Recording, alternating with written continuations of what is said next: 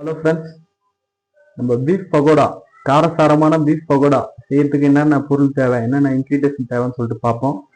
First 1/2 kg beef, cornflour மாவு 200 gram, கருவேப்பிலை, இஞ்சி பூண்டு 100 கிராம் இஞ்சி, 50 கிராம் பூண்டு, 50 கிராம் தனி மிளகாத்தூள், 10 gram garam masala, lemon, 200 gram தயிர். ஓகே, வாங்க என்ன அடுத்து பண்ணலாம்னு பார்ப்போம். தேவையான அளவு உப்பு சேர்த்துக்குவோம். வாங்க இப்போ எப்படி மிக்ஸ் பண்ணுறதுன்னு பார்ப்போம். இப்போ இஞ்சி பூண்டு பேஸ்ட் போடலாம்.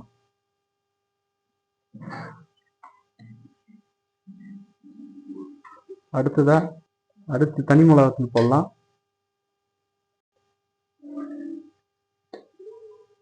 அடுத்தது கரம் மசாலா போடலாம். அடுத்து சால்ட் போடுவோம். அடுத்து கார்ன்ஃப்ளவர் மாவு போடுவோம் 200 கிராம். அடுத்து லெமன் போடுவோம். மிளகு 10 கிராம் போட்டுவோம். மிளகு 10 கிராம் ஆட் பண்ணுவோம். தயிர் 100 கிராம் ஆட் பண்ணிக்குவோம். கருவேப்பிலை ஆட் பண்ணிக்குவோம். வாங்க எல்லாத்தையும் மிக்ஸ் பண்ணுவோம்.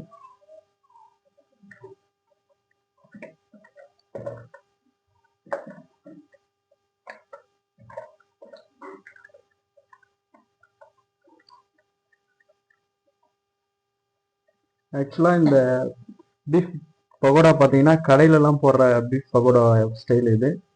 பெரிய பெரிய ஹோட்டல் பீஃப் பகோடா ஸ்பெஷலிஸ்ட் லொக்கேஷனில் போடுற பீஃப் பகோடா. நல்லா மிக்ஸ் பண்ணிவிட்டு ஃப்ரிட்ஜில் வந்து ஒரு 20 மினிட்ஸ் வச்சுட்டு அதுக்கப்புறம் எடுத்து நம்ம எண்ணெயில் பொரிச்சோம் அப்படின்னா இதனுடைய டேஸ்ட்டே வேறு லெவலாக இருக்கும்.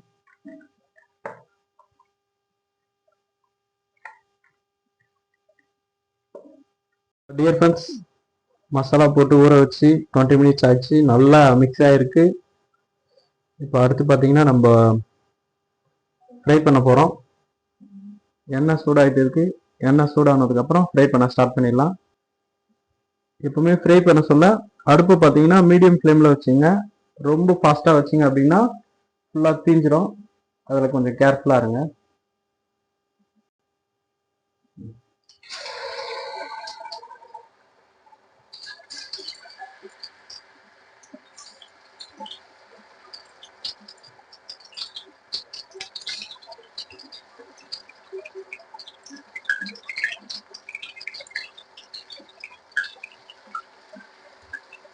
இது போல நம்ம தனித்தனியாக போடணும். பிரித்து அப்படியே ஒன்றா போட்டோம்னா எல்லாமே ஒன்றா ஜாயிண்ட் ஆகிடும்.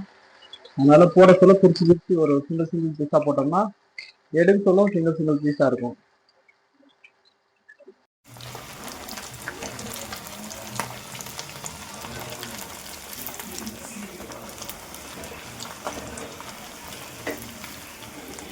ஃப்ரை ஆயிடுச்சு, நம்ம எடுத்துடலாம்.